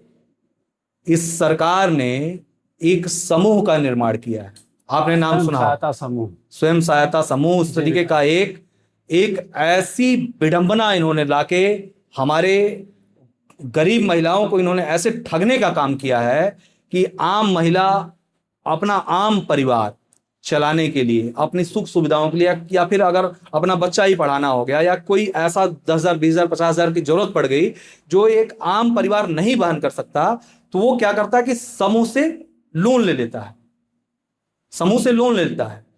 और इस सरकार की विडंबना देखिए, हर तीसरे परिवार का दर्द आपसे बता रहा हूं, हर तीसरा परिवार इससे पीड़ित है। समूह वाले जिस तरीके से बेइज्जत करते हैं लोगों को, जिस तरीके से महिलाओं के साथ अभद्र तरीके से बात करते हैं, इसको मैं अपने मुद्दाओं में मुख्य रूप से रखूंगा। और समाजवादी पार्टी की सरकार बनती है तो सबसे पहले जो इन महिलाओं का दर्द है, इन माताओं का दर्द है, उसको हम लोग खत्म करने का काम करेंगे। और निश्चित रूप से इस पॉडकास्ट के माध्यम से मैं चेतावनी देना चाहता हूं समूह के उन लोगों को, ये कहना चाहता हूं कि जो सरकारी मुजालिम बन के काम करने का प्रयास कर रहे हैं और जो सरकार के लिए अपना काम कर रहे हैं, वो भी किसी के बेटे हैं, वो भी किसी के परिवार से आते हैं। तो इस तरीके से जो आप काम कर रहे हैं, समूह की महिलाओं के साथ अभद्रता कर रहे हैं, उसको त्वरित बंद करिए, त्वरित बंद करने का काम करिए। मतलब जो समूह चलाए जाते हैं, जो स्वयं सहायता समूह, ये सरकार की एक योजना है, इसमें मतलब आप अपने स्तर से ये फाइंड आउट किए हैं कि इसमें कुछ अनर्गल गतिविधियां? फाइंड आउट नहीं, देखिए सरकार जो स्वयं सहायता समूह बनाई है तो उसमें जवाबदेही तय होनी चाहिए। अब एक लोन कौन लेगा? 30,000 का लोन कौन लेगा? जो गरीब होगा। अगर 30,000 की लोन लेने की मुझे आवश्यकता पड़ रही है, मेरे माताओं की आवश्यकता पड़ रही है, तो अगर 30,000 लोन को चुकाने के लिए जो पुराने जमाने में लोग पैसा चलाया करते थे, उस पे ब्याज पे 12%, 15%, 20% इस तरीके से वसूली करेंगे उस गरीब परिवार से। 30,000 लोन का वो लाखों में चुका रहा है, 1 लाख, 1.5 लाख 30,000 के लिए। तो इंटरेस्ट बहुत लो इंटरेस्ट रहता है, और कई जगह कई ऐसे योजना जिसमें इंटरेस्ट ही नहीं लिया जाता है। ये नहीं, ऐसा नहीं है सर। जो दिखावे की चीजें हैं बहुत अलग है। जैसे आप मुद्रास्फीति की बात, इसमें ठगी अलग तरीके से की जा रही है क्या? बिल्कुल अलग तरीके से, सरकार के नियमों से हट के। सरकार के नियमों से हट के नहीं। सरकार अगर जवाबदेही तय कर देगी, अनुराग जी, अगर वो जवाबदेही तय कर दी कि आप 2% ही ब्याज लोन ले सकते हैं, तो किसी की हैसियत और क्षमता नहीं है कि सरकार के मुजालिम होकर आप 2% से अधिक ले लें। लेकिन आप जाइए, अधिक लेने की कोशिश, आप जाइए आम जनमानस के बीच में 12% से ऊपर लोग वसूली कर रहे हैं। मैं इसको तो वसूली कहता हूं। मतलब ये नियमों के, रूल्स के बियॉन्ड होकर के लोग काम कर रहे हैं। सर आप मेरी बात ही नहीं समझ पाए। नियमों के अगेंस्ट नहीं जा रहे हैं, ये सरकार ने नियम ही ऐसा बना दिया है कि प्रति महीना 1% यानी कि सालाना 12% का लोड, बोझ उन गरीब माताओं के ऊपर पड़ रहा है। मतलब ब्याज मुक्त होना चाहिए। बिल्कुल होना चाहिए। ये कहना अगर बिल्कुल कहना चाह रहे हैं, बिल्कुल, जब अगर आप आम परिवार को मदद करना चाह रहे हैं एज ए सरकार में होके, तो आपको उस पर इंटरेस्ट लेने की क्या हो सकता है? नहीं, ये कहीं ना कहीं जायज है कि छोटे अमाउंट के लिए इंटरेस्ट तो नहीं लेना चाहिए। आप उसका टाइम फिक्स कर लीजिए। निश्चित रूप से देखिए हमारी सरकार आएगी। हाँ, ये सही है कि एक टर्म तक, इतने दिनों तक इतना ही मिलेगा। बिल्कुल, ये नहीं कि आप जब चाहेंगे तब आप पैसा ले सकते हैं। नहीं, ऐसा नहीं। तो इस पे जवाबदेही तय होनी चाहिए। और जब हमारी सरकार बनेगी, माननीय राष्ट्रीय अध्यक्ष जी एक एक चीजों को बहुत ध्यान से सुनते हैं। और सच्चाई यही है कि पीड़ित आबादी की आवाज अगर कोई आज की डेट में है तो राष्ट्रीय अध्यक्ष अखिलेश यादव जी हैं। और इस पीड़ा को समझेंगे, इस पीड़ा को हम लोग उठाएंगे।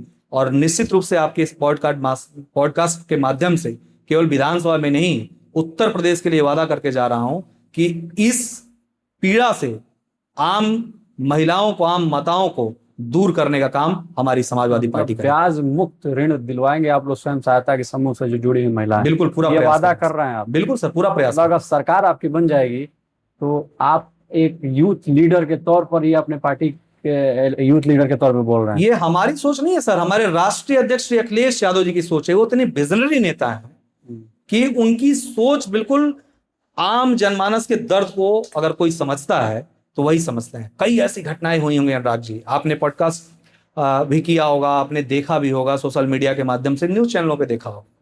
कई ऐसी बड़ी घटनाएं हुई होंगी जिसमें सरकार उस परिवार को, उस पीड़ित परिवार का सूद तक नहीं लेती है, लेकिन हमारे राष्ट्रीय अध्यक्ष जी विपक्ष में होने के बावजूद भी उसका आर्थिक मदद भी करते हैं और अपने जनप्रतिनिधियों को भेज के उसका हाल चाल भी लेते हैं। हम ऐसी समाजवादी पार्टी से बिलोंग करते हैं सर। अच्छा, जो आपकी पार्टी है और आपके राष्ट्रीय अध्यक्ष जी पर एक आरोप लगते हैं, पता है? आरोप ये लगते हैं कि सारे फैसले जो लखनऊ से ऑफिस में से लिए जाते हैं, जो जमीनी नेता हैं उनकी बात ही नहीं सुनी जाती है। क्या कहना चाहेंगे? देखिए अनुराग जी, विपक्ष का काम होता है आरोप लगाना। ये बिल्कुल कहीं से भी आरोप जायज नहीं है। इसका जीता जाता उदाहरण मैं स्वयं डॉक्टर विवेक सिंह पटेल हूं। मैं बहुत छोटे परिवार से आता हूं और बंजरिया न्याय पंचायत एक मतलब कोई राजनीतिक बड़ा चेहरा वहां से आप नहीं गिना सकते हैं। मैं एक किसान परिवार से आता हूं।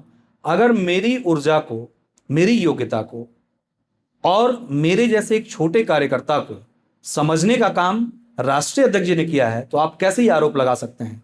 मेरे उम्र में मुझे अपने मेन विंग्स में जिले का उपाध्यक्ष बनाना, विधानसभा पथरदेवा जहां मंत्री पैदा होते हैं वहां का प्रभारी बनाना, ये कहां से मैं मान लूं कि छोटे कार्यकर्ता की अनदेखी है? कहीं ना कहीं राष्ट्रीय अध्यक्ष जी और हमारी समाजवादी पार्टी वो पार्टी है जो आम जनमानस के हितों के लिए ही बनी हुई पार्टी है। तो ये बिल्कुल निराधार है, कहीं से भी इसमें सच्चाई नहीं है। अच्छा, चलिए अब रैपिड क्वेश्चन की तरफ से चलें। सर इस बात को मैं पूरा कर दूं, क्योंकि अगर पक्ष विपक्ष के लोग आरोप लगा रहे हैं तो उन्हें सोचना चाहिए कि उनकी पार्टियों में सच में फैसले दिल्ली से लिए जाते हैं, लखनऊ से भी नहीं, दिल्ली से लिए जाते हैं। किसी विधानसभा में नेता कार्यकर्ता अपनी पूरा जीवन खपा देते हैं किसी भी पार्टी के लिए, और जब चुनाव आता है सर ना, यही संसदीय क्षेत्र है हमारा देवरिया, जहां से आकाश से नेता चले आते हैं। यहाँ के नेताओं की हत्या भारतीय जनता पार्टी कर देती है, राजनीतिक हत्या हो जाती है। जिन्होंने अपना पूरा जीवन खपा दिया, उसे उसका प्रचार करना पड़ता है जिसका उसने कभी चेहरा नहीं देखा है। बाहर से आके लोग सांसद बनते हैं। मतलब जो कुछ लोग टैग लगाए हुए थे पैरासूट वाला, वो आप कहना चाहते हैं क्या? भारतीय जनता पार्टी पूर्ण तरीके से एक लोगों के निर्णय पे आधारित होने वाली, फैसले लिए जाने वाली पार्टी है। और वो विपक्ष के लोग हमें लखनऊ तक के फैसले पर आरोप लगा रहे हैं। मैं आपके पॉडकास्ट में कह रहा हूं कि उनकी एक एक चीज दिल्ली में बैठ के तय होती है कि यहां से क्या होने वाला है। वो हमेशा कार्यकर्ताओं का अनदेखा करते हैं, कार्यकर्ताओं के ऊर्जा को चूसने का काम करते हैं। उनका पन्ना प्रमुख और किसी पार्टी का आम कार्यकर्ता अपनी पार्टी को अपना भगवान मानता है, उस पार्टी के लिए अपना जी जान देने को तैयार रहता है, अपने ही लोगों से लड़ता है कि उस पार्टी का जनाधार बढ़ जाए। लेकिन मुझे बड़ा अलग सा महसूस होता है जब उस विधानसभा में या फिर उस कार्यकर्ता को लड़ने का मौका आता है या फिर उसे प्रतिनिधित्व की बात आती है, तो यही भारतीय जनता पार्टी ऊपर से पैराशूट से नेता ला के टपका देते हैं। और आपको बता दूं कि केवल नेता ला के टपकाते नहीं हैं, मीटिंग लेके उन मीटिंगों में कहा जाता है कि अगर आपने इस नेता का साथ नहीं दिया तो 6 साल से पार्टी के लिए से आप निष्कासित हो जाएंगे। जिसने अपना पूरा जीवन सर यूथ बचपन से लेके और नौजवानी तक किसी पार्टी के लिए 25 साल 30 साल खर्च कर दिया हो, उसे 6 साल के लिए निष्कासन का ये लोग धमकी देने का काम करते हैं। वो है भारतीय जनता पार्टी। मतलब बहुत गहन अध्ययन करके रखे हैं। नहीं सर, गहन अध्ययन की जरूरत ही नहीं है। ये जब आप आम जनमानस के बीच में रहेंगे ना सर, मैं भी एक कार्यकर्ता हूं, मैं एक कार्यकर्ता का दर्द समझता हूं। किसी पार्टी का कोई कार्यकर्ता हो ना सर, तो उसकी एक इच्छा होती है अगर एक गांव में बसा हुआ छोटा कार्यकर्ता है तो उसकी इच्छा रहती है कि उसके साथ जितने लोग जुड़े हों उनके मान सम्मान और स्वाभिमान की रक्षा वो व्यक्ति कर सके। अच्छा, आपकी पार्टी में भी तो ऐसे होता है ना कि कहीं और के लीडर कहीं और टिकट मिल जाती हैं, तो ये तो आपकी पार्टियां में भी होती है। नहीं, आप हमारे जनपद में किसी को बताइए। जनपद की बात मैं नहीं करूंगा, लेकिन अन्य जगहों की बात कर सकता हूँ। नहीं, ऐसा ऐसा ऐसा देखिए, ऐसा बहुत किंचित आपको देखने को मिलेगा।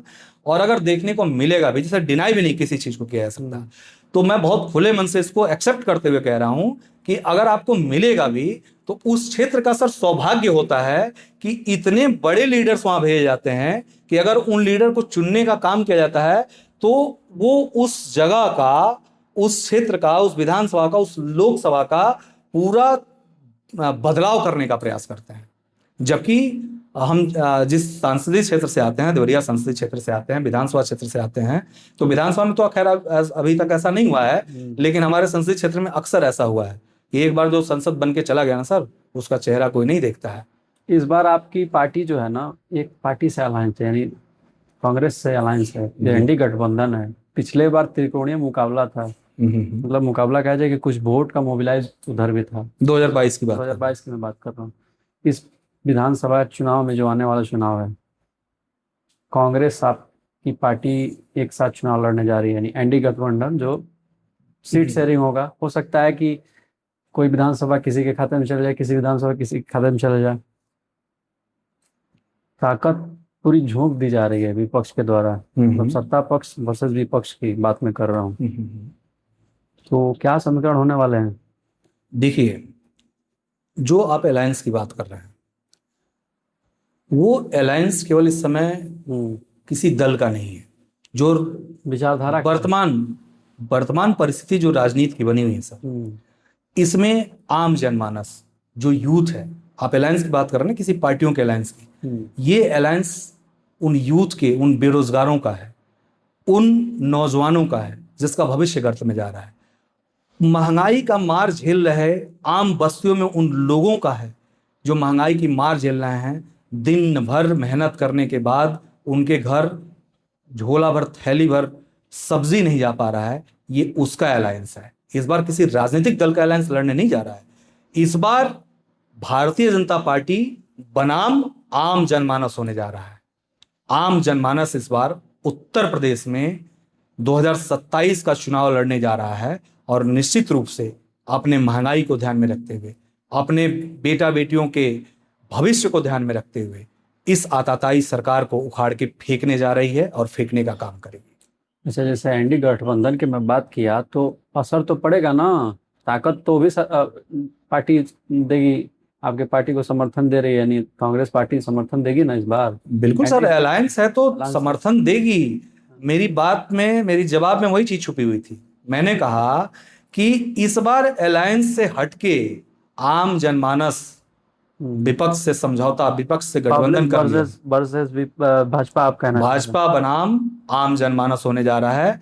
तो हमारे अलायंस में आप केवल एक पार्टी निर्धारित नहीं कर सकते। हमारे गठबंधन में शोषित, पीड़ित, वंचित, पिछड़े, दलित, वो जनसंख्या, वो अगड़े जो पीड़ित हैं, सब शामिल हैं और कहीं ना कहीं प्रताड़ित हैं। वो एक होकर इस बार इस आताताई सरकार को उखाड़ के फेंकने जाने का काम कर रहे हैं। चलिए रैपिड क्वेश्चन की तरफ चलें। जी सर, बिल्कुल। एक शब्द में अगर अखिलेश यादव जी को कुछ कहना हो, क्या कहेंगे? Visionary leader. उनका विजन बिल्कुल एक अलग तरीके का है। पथरदेवा को एक शब्द में व्यक्त करना हो? पथरदेवा देखिए संभावनाओं का विधानसभा है जो अभी तक परिपूर्ण नहीं हो पाया। मैंने एक शब्द में कहना हो तो क्या उपेक्षित कहेंगे, या फिर उम्मीदों का? इस सरकार से बिल्कुल उपेक्षित है और उम्मीदों का विधानसभा है। अगर आम जनमानस, शब्द में सर कहना, उम्मीदों का विधानसभा,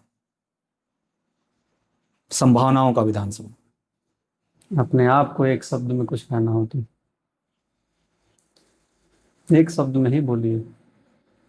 मैं अपने आप को परिवर्तक के रूप में देखना चाहता हूं। उन जुझारू कार्यकर्ता जो समर्पित कार्यकर्ता हैं, यानी आपके पार्टी के लिए, आपके लिए आपकी नेताओं के लिए, आपके पार्टी के नेताओं के लिए समर्पित रहते हैं, उनके लिए एक शब्द में क्या कहना चाहेंगे? देखिए, वो पार्टी की रीढ़ की हड्डी है, हम्म, और एक शब्द में अगर पूछें आप, तो एक कार्यकर्ता अपने जीवन का सब कुछ बलिदान कर देता है। तो हमारे ऐसे विजनरी लोग हैं, ऐसे लड़ने वाले लोग हैं, ऐसे सैनिक हैं जो हमारे योद्धा हैं, और मैं उन कार्यकर्ताओं को एक शब्द में योद्धा का नाम देना चाहूँगा सर। यूथ को, या सॉरी, जो समर्पित कार्यकर्ता उनको योद्धा का टाइप। बिल्कुल सर, बिल्कुल। चलिए, अगर मैं आपसे कहूँ कि अखिलेश यादव जी को अगर अवसर मिलता है प्रधानमंत्री बनने का, इन फ्यूचर कभी बन जाते हैं, तो आप उनके लिए क्या टैगलाइन देना चाहेंगे? देखिए, सच्चाई यही है कि जो भारतीय राजनीति जिस तरीके से चल रहा है, जिस तरीके से करवटें ले रहा है, कहीं ना कहीं एक बहुत बड़े विजनरी लीडर की आवश्यकता इस भारत को है, जो यूथ के दर्द को समझ सके, जो हमारे भारत के राजनीतिक टेम्परामेंट को समझ सके, हमारे भारत के 60% से ऊपर पल रहे उन भविष्य को, उन युवाओं के भविष्य को समझ सके, और उसको अगर कोई समझने वाला लीडर है आने वाले समय में या वर्तमान समय में, तो माननीय अखिलेश यादव जी हैं, और निश्चित रूप से वो विजनरी लीडर हैं, और हम लोग उनको इस लेवल पे देखना चाहते हैं कि भारत की राजनीति को परिवर्तन की ओर ले जा सके। चलिए, ठीक है। मैं चाहूँगा कि आप अपने क्षेत्र की जनता से कुछ ऐसे अपील करें जो आपकी अपनी विज़न हो, सोच हो, उसके निहित अगर अवसर जनता, वो वही जिनसे आप अपील कर रहे हैं, वो अगर अवसर देते हैं तो उनकी उम्मीदों पर खरे उतरेंगे और अपनी भावनाओं को व्यक्त करते हुए इन सारी चीज़ों को बताएं। देखिए, मैं जिस विधानसभा में हूँ और उस विधानसभा में आम जनमानस से आप अपील करने की बात कर रहे हैं, मैं अपने आम जनमानस से, आम जनता से, पिछड़े, दलित, शोषित, वंचित, पीड़ित, अगड़े पीड़ित, सबसे, और आधी आबादी में जो हमारी माताएं बहनें हैं उनसे, और खासकर जो युवा हैं उनसे ये आग्रह करना चाहूँगा, निवेदन करना चाहूँगा कि राजनीति में नेता को हमेशा नेता के रूप में समझना चाहिए। मेरे कहने का तात्पर्य यह है कि नेता से आपका अपने प्रति क्वेश्चन करने का अधिकार आपका होना चाहिए।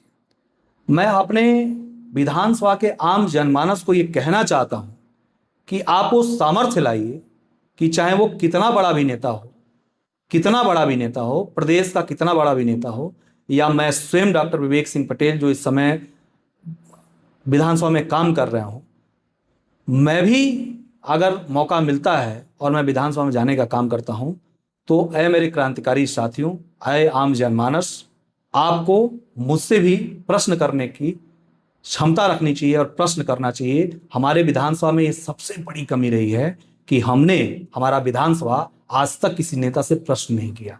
ये पहली बार क्रांति शुरू हुआ है कि जब हमने अपनी जवानी इस विधानसभा के लिए कुर्बान करने का कसम खाया, तो इस विधानसभा का हर एक यूथ में वो ताकत आई है कि वो डॉक्टर विवेक सिंह पटेल बन के, नेता कोई भी हो, उसके आंख में आंख डाल के अपने सवाल जवाब को कर सके। और मैं ये भरोसा विश्वास दिलाना चाहता हूं कि मैं अपने विधानसभा को सजाने, संवारने और आम जनमानस के मुद्दों को जहां भी मौका मिलेगा, सड़क से लेकर सदन तक उठाने का काम करूंगा। बहुत बहुत धन्यवाद। तो आप सुन रहे थे डॉक्टर विवेक सिंह पटेल जी को। इनके विचारों से आप कितने सहमत हैं, इनके मुद्दों से आप कितने सहमत हैं, इनकी प्रयास से आप कितने मुखातिब हैं, ये आप तय करें, कमेंट करें, सवाल जवाब करें। जैसे इन्होंने कहा कि हमसे सवाल जवाब करिए, मैं उसी तरीके से मैं भी ये कहता हूँ, सभी से कहता हूँ, अपने गेस्ट से कहता हूँ, आप कमेंट करें और आप निर्णायक आप होंगे। मेरा काम है हर एक उम्मीदवार, जनप्रतिनिधि से सवाल करना। देखिए, मैं एक बात कहना चाहूँगा कि सत्ता की जवाबदेही विपक्ष तय करता है। विपक्ष का लीडर किस तरह का है, क्या है, ये आम जनता तय करती है। आम जनता को पूर्ण अधिकार है वोट करने का, अपनी नेता को चुनने का। तो ये निर्णय आपका है। आपको ये हमारी चर्चाएं डॉक्टर विवेक सिंह सर से जो हमारी ये चर्चाएं हुई हैं, आपको ये कैसी लगी, कमेंट करके हमें ज़रूर बताइए। मिलते हैं किसी एक नए वीडियो में, तब तक के लिए देखते रहिए अनुराग पॉइंट्स। जय हिंद, नमस्कार, सादर प्रणाम पत्थर दिमागी जनता को, और बहुत बहुत धन्यवाद कि आपने कीमती समय निकाल करके आप हमारे स्टूडियो में पधारे। बहुत धन्यवाद अनुराग जी, और मुझे बहुत अच्छा लगा आपके साथ बातचीत करके, आपके साथ पॉडकास्ट करके। देखिए, राजनीतिक पॉडकास्ट बहुत होते हैं, लेकिन जब आप कैमरे के पीछे, पक्ष हो या विपक्ष, उसकी जवाबदेही तय करते हैं, तो ये बहुत बड़ी भूमिका आप लोकतंत्र में निभाने का काम करते हैं, जिसको आप बखूबी निभा रहे हैं। और आप में भी बहुत सारी संभावनाएं हैं। आपके उज्जवल भविष्य की कामना के साथ आपको बहुत बहुत बधाई। सर, ये ऑन कैमरा मैं आपसे पूछना चाहूँगा, फीडबैक लेना चाहूँगा कि जो भी शूटिंग्स हुए हैं, ये जो चीज़ें हैं, मैंने बहुत सारी चीज़ों को आपके सामने रखा है। कहीं से ऐसा लगा कि मैं किसी तरीके से पक्ष या विपक्ष ऐसा कुछ करके, मैं एक न्यूट्रल आम जन मुद्दों पर बात करने वाला पॉडकास्टर हूं या नहीं, इस पर आप वोट करना चाहेंगे या नहीं? मैंने सर एक लाइन में कह दिया। मतलब ईमानदारी से बताइएगा, ईमानदारी आपकी पार्टी की है सर, और आपकी व्यक्तित्व की है सर। देखिए अनुराग जी, ना आप हमारे रिश्तेदार हैं, बिल्कुल, और ना हमारे सगे संबंधी हैं, और ना इससे पहले हम कभी मिले हैं। तो और ना ही आप हमारे विधानसभा क्षेत्र के वोटर हैं। किसी लालच बस मैं आपको खुश करना चाहूंगा, ऐसा नहीं है। देखिए, हमें लोकतंत्र के सवाल बहुत पसंद है, और हम जिस विजन के साथ काम करते हैं, इस विजन में आप जैसा लोकतंत्र को जिंदा रखने वाला कैमरे के सामने मिले, तो ये लोकतंत्र के लिए बहुत सौभाग्य की बात है। मैं आपके उज्जवल भविष्य की कामना करता हूं, और मुझे अच्छा लगा कि आप कैमरे के सामने, पक्ष हो या विपक्ष, आप उसकी जवाबदेही तय करने में कोई कोर कसर नहीं छोड़ते हैं। और आपके तीखे सवाल, अगर कोई हल्का व्यक्ति हो तो बहुत मुश्किल हो जाएगा। जैसे सर क्या है कि क्रॉस तो करेंगे ना, क्योंकि मुझे हर तरीके से सवाल करने होते हैं, क्योंकि उन विचारधाराओं को भी तर्ज देना पड़ता है जो आपके विपक्ष में है, जो पक्ष में है उनकी चीजों को सबका तालमेल बिठा करके आम जन मुद्दों पर बात करना है। तो बहुत सोच समझ करके कुछ क्रॉस करना पड़ता है। आपके फिल्टर से, बिल्कुल, आपके फिल्टर से छन के जो जिस विधानसभा को नेता मिलेगा, वो काबिले तारीफ होगा। बहुत धन्यवाद।